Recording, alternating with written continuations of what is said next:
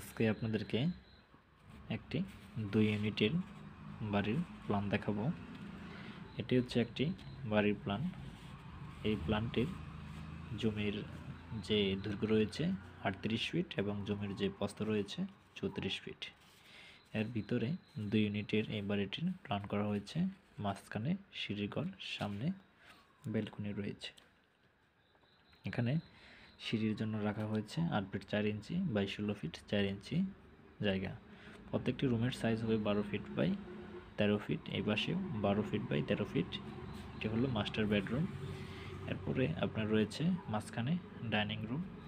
এই পাশটিতে রয়েছে master bedroom 12 feet by 12 fit.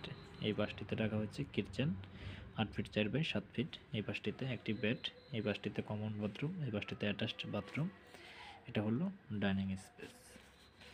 যারা গ্রাম কিংবা শহরে বাড়ি করার কথা চিন্তা করছেন, অবশ্যই প্ল্যানিং অনুযায়ী আপনারা কাজ করবেন এবং প্ল্যান অনুযায়ী কোথায় কয়টা পিলার দিতে হবে সেই দিকটি মাথায় রেখে অবশ্যই একজন প্রকৌশলী বা ইঞ্জিনিয়ার সহায়তা নিয়ে আপনার প্ল্যানগুলো করে থাকেন।